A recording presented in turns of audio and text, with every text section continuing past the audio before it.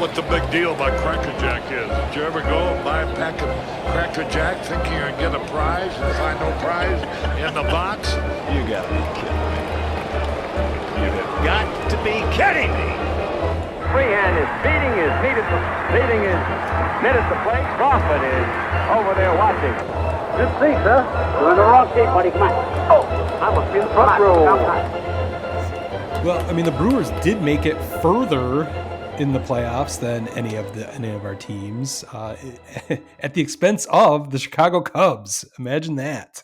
Yeah, that turned out to be quite a series that looked like it was going to be a put you out of your misery early series. The Cubs managed to, they got those 2 home game wins, but just couldn't pull it out in the final game. Yeah, it came down to game 5. That's going to be a theme of this podcast: failures in game 5 for my teams. I mean, I think it was 3-1 was the final. It was on a Saturday night. There's all sorts of. It was weird. And there's so much going on the weekend. And then there's no real sports talk radio until Monday to even talk about it. So it was almost like we had all the college games, all the NFL games, and then it's like, oh yeah, the Cubs fucking lost. Yeah. Yeah, of course.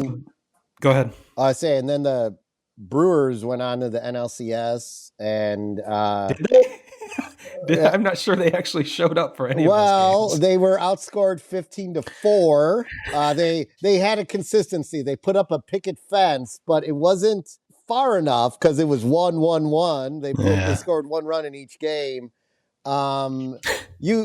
This is where you see this is the difference, right? This is where you see the $400 million team essentially versus a mid-market, team and organization who somehow gets the most out of their players, right? That's the thing. That's the thing about the Brewers. They get the most out of their players, but at a certain point, as we've seen with all of our teams on our podcast, when you don't add those final 1 or 2 pieces to elevate you to that level, to be that player who's gonna take you where you need to go, like why the Cubs only got as far as they did, while the Tigers only got as far as they did, why the White Sox rebuild ultimately failed because they never invested in any true veteran talent to complement those young players. The last push to get over the top. Yes, the last push to get over the top is a common theme for every one of these teams we talk about on this podcast. Our front offices don't ever really do it. And that's what came through in the Milwaukee Dodger series. Now, game 4, I'm going to chalk up. I mean, that's like that's a Michael Jordan fucking game right there that Shohei Ohtani delivered. That is going to me. I don't think we will, outside of him doing it again, will ever see a greater single performance in a playoff game. If we were going to continue, and we might continue our badass of the week, or maybe in some other brand, I was thinking about doing that, for just take all of our playoff, 3 teams at least made the playoffs. We'd compare their stats, individual player stats in the playoffs. But it's like, why are we even talking about this? Because Shohei Ohtani is the fucking badass of the week.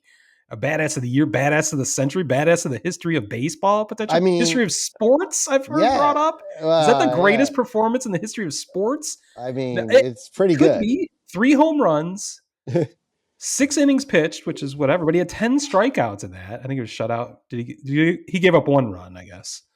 But in a pennant clinching game, like, to be as money can be in the most important moment, you can't do better than that. No. Ohtani did. I've heard some people like maybe compare it to, a Bo Jackson. I don't remember him having. No, I mean, not in one game at least. Obviously, he couldn't because he was incredible baseball and football player. But it's not going to happen on the same day. Maybe Deion Sanders. He had a game. I think it may have even been against the Cowboys, like one of his first games back, where he had an interception for a touchdown, a punt return for a touchdown, and a reception for a touchdown. But that's cool. But it's nowhere near what Ohtani did. My God, yeah. So if we were going to retire, if we're retiring things or changing things up, badass of the week would be a good to end on that note. Yeah. Holy shit. I mean, that was, I can't, you said it best. It's just like it was, there's nothing there's nothing you can do. I mean, there's No, just nothing you can do. no, it's just men against boys at that, like Yeah. aliens versus humans at that point. It's Yeah. like, what are we doing? Yeah. And I feel like, I don't know that the World Series is going to go much different, but maybe. One guy poured beer all over my head. The guy said, "How can you take that?" I said, "Look, that man didn't do nothing. He poured some beer on my head. He's just showing he's a White Sox fan. There ain't nothing wrong with that." Sparky, a million thanks for, as always, a most interesting interview. And now today, let's just have a lot of thrilling baseball and not so many fisticuffs. We're at home.